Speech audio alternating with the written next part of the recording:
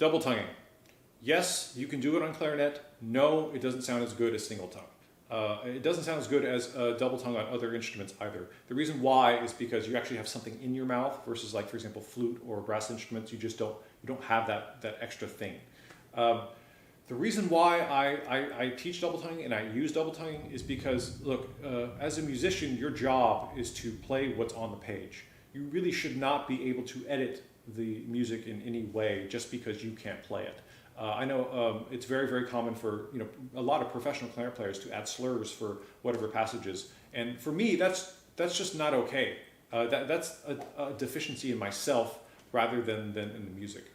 If you don't know what double tonguing is, what it is you're now using the back of your tongue to create separation in the airstream versus just the tip of your tongue. So instead of just saying like da da da da da da da, now you have like da ga da ga da ga da ga da ga da. And I want to be clear, the back syllable on clarinet, again, because you have a mouthpiece in your mouth, is more of like a light G syllable.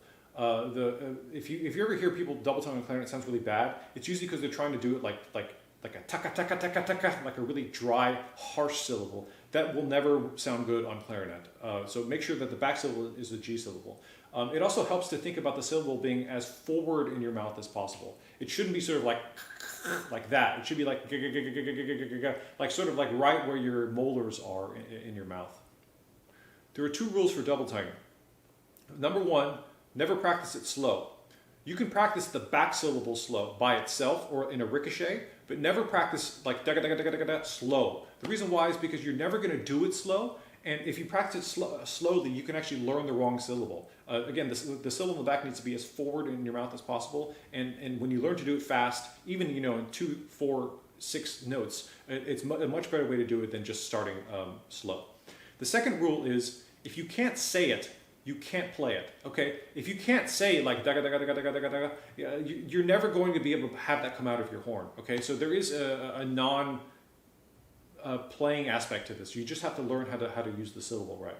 I'm going to give you a couple demonstrations of what it sounds like on clarinet, just so you can have an idea.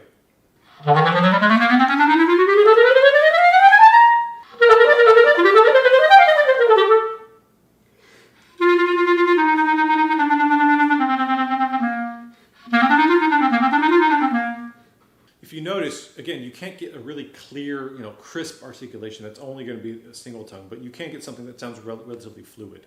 The first way to practice double tonguing is just by doing the back syllable over and over. So you can start on like any scale and just go ga, ga, ga, ga, like.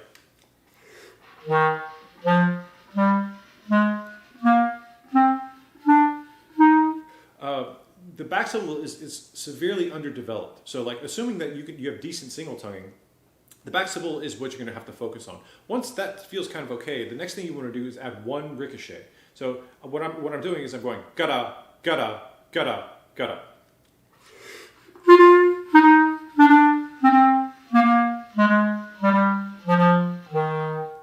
Do that for a while and then add 1 more syllable. So do like gada ga, gada ga.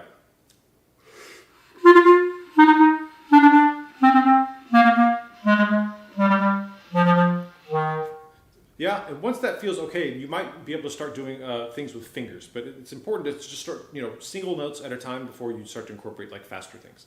Once that feels relatively secure, now you want to start adding moving passages with your fingers. The most basic one is something like this.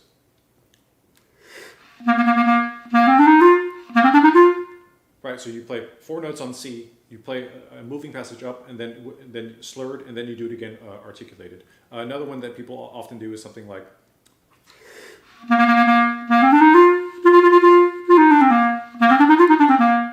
Right, I mean, obviously, it depends on where your problems are for double tonguing. I do want to get one caveat out of the way. Double tonguing high on clarinet is not good.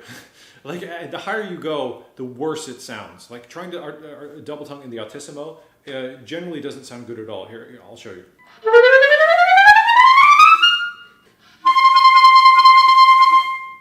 So that's high D, and you can kind of tell how sort of uneven it is. I've been double tonguing for many, many years, and that's just always going to be the case. I mean, it's just part of how that works. So if you have questions, please contact me. Double tonguing is a relatively modern technique. A lot of clarinet players still don't know how to do it, but it is something that should be in your arsenal.